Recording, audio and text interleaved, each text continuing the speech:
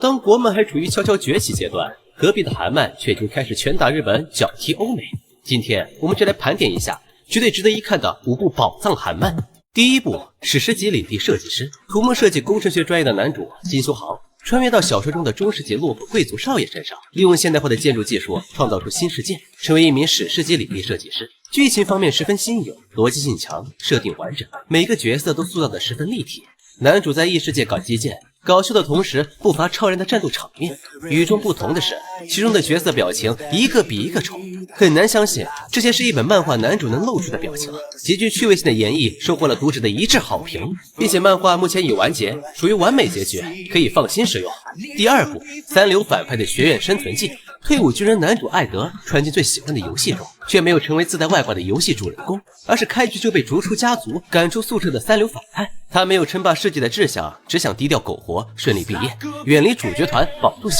命，用退伍兵的实战加游戏全知视角加三流反派的野路子搞生存。不过因为蝴蝶效应，原作女主们跟艾德的联系越来越多，剧情逐渐跑偏，艾德被迫卷入纷争。漫画的核心爽点就是扮猪吃老虎，智斗求生，后宫养成，全程狗王逆袭加打脸加恋爱拉满。剧情听起来可能略感俗套，但整体十分吸引人，故事逻辑性强，每个角色的塑造都非常饱满，没有一个出场角色是没有作用的。目前漫画第1季已完结，第2季连载中，是许多喜欢后宫异世界观众心目中的神作。第3部，只活今日的轮回骑士，他与史诗级领地设计师属于同一作者。男主安可里德是小村庄出身的庸才，梦想成为骑士的他为之付出了无数努力，可却因为天赋平庸，只勉强当上了士兵。残酷的战场很快便令他阵亡，不过因为之前保护村民时得到的一个护身符，导致他深陷死亡轮回的诅咒，只要被杀就会轮回到死亡当天的清晨，那种死亡时的剧痛足以逼疯任何人。然而安可里德想要变成的执念更加疯狂，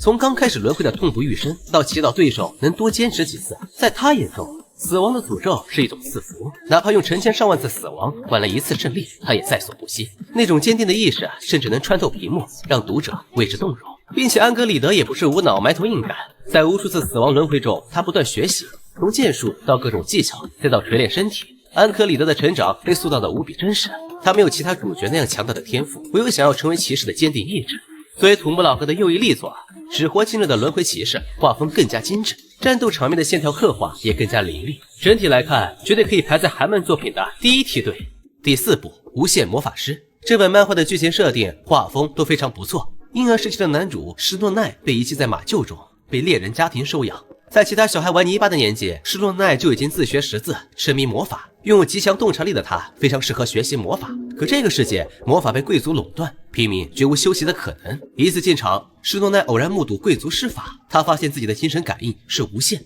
从此命运的齿轮开始转动。哪怕平民与贵族的身份存在鸿沟，施诺奈也用尽了各种方法自学魔法理论与基础，以平民身份参加魔法入学考核，用天赋打破阶层铁律，被破格录取，一步步打破贵族垄断，踏上成为最强魔法师的逆袭之路。漫画中描述了超硬和严谨的魔法理念设计，用数学和化学理论融合进魔法当中，存在量子纠缠、函数领域等等有趣的设定。虽然女主因为前期的霸凌情节被不少读者讨厌，不过中期的人物塑造还算饱满，整体可以称得上是一本优秀的韩漫作品。第5部，星舰大师，无缘称他为低开高走的韩漫神作。男主布拉德是贫民区里的流浪儿，被妓院收养，在其中卖计时蜡烛为生。渴望得到机会走出贫民区的他，对铁匠铺外的剑情有独钟。某天被黑色雷霆劈中后，布拉德的脑海中便出现了一道教他练剑的身影。当庇护布拉德的妓院被敌对势力摧毁后，为了活命的他只能被迫逃离了贫民区，由此正式开启了自己的成长之路。从伪造身份加入雇佣兵磨练剑术，